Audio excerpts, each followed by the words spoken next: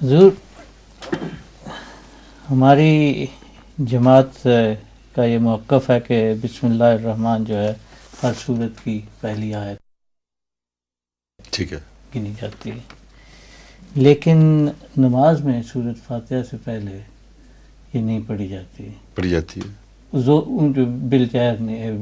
جسے کہیں گے ہاں، نہیں پڑھی جاتی، تو اونچی آواز میں نہیں پڑھی جاتی، جی آخر یہ لیکن پڑھی جاتی ہے۔ وجہ یہی ہے جو میں ابھی بیان کر رہا ہوں کہ بعض مسالک ہیں جو نسل بعد نسل ہم نے ورثے میں پائے ہیں، اس لیے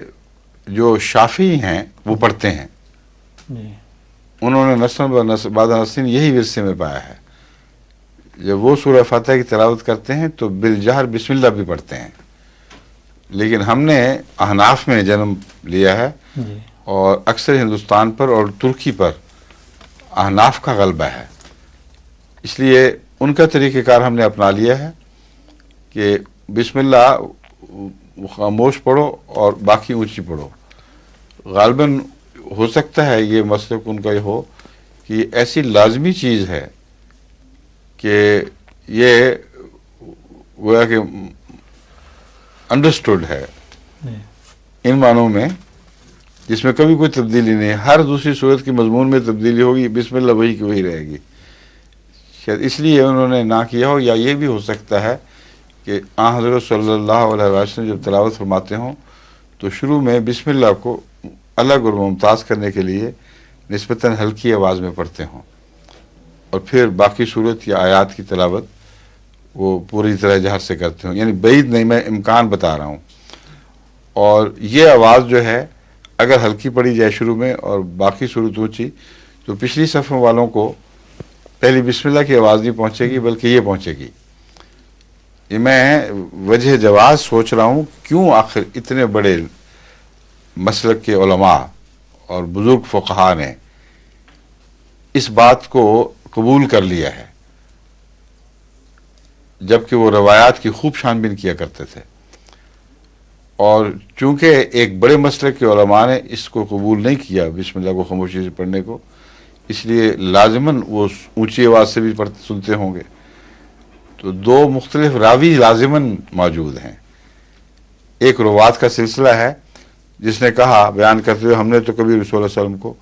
بسم اللہ اونچی آواز سے نہیں پڑھتے سنا، اور یہی ہم لوگوں کا موقف چلا آ رہا ہے۔ جی ایک حصے نے کہا ہم نے تو سنا اور ہمیشہ سے ہمارا یہی موقف چلا آ رہا ہے، تو اب اس کا حل کیا ہو سکتا ہے؟ یہ تو نہیں ہو سکتا کہ حضرت صلی اللہ علیہ وسلم کے صحابہ ایسے گروہوں میں ہوں کہ ایک دوسرے کی تکذیب کر رہے ہوں اور ناواجب ایک مسلک دنیا کے سامنے، تو ہو ہی نہیں سکتا، یہ مسلک ایسا ہے ہی نہیں جس پہ تعصبات کا کوئی اثر ہو۔ اس لیے جو حل میں نے سوچا ہے وہ یہ مجھے دکھائی دیا ہے کہ بسا اوقات باہر سے آنے والے ذرا پیچھے آتے ہیں اور ان کی روایات میں ہم نے کس طرح دیکھا نماز پڑھتے ہوئے، یہ بات ہو سکتی ہے نمایاں طور پر کہ بسم اللہ اونچی آواز سے نہیں پڑھی تھی مگر سورہ فاتحہ اونچی آواز سے پڑھی تھی، باقی سورہ فاتحہ۔ اب رہا معاملہ ان بزرگ صحابہ کا جو اکثر پہلی صف میں ہوتے تھے اور قریب ہوتے تھے، ان کے ہاں معلوم ہوتا ہے یہ بات روزمرہ کی اتنی تھی کہ حدیث میں اہمیت کے طور پر اس کو بیان کرنے کی ضرورت ہی نہیں کبھی پڑی، اور ان کی خاموشی جو ہے وہ ممد ہو گئی ہے یہ دو مختلف گروہوں کے پیدا ہونے میں، ورنہ اگر ان کبار صحابہ کی قطعی روایات ہوتی تو کبھی ہو نہیں سکتا تھا کہ اس طرح دو الگ الگ مسلک پیدا ہوتے۔ ٹھیک ہے؟ ظہور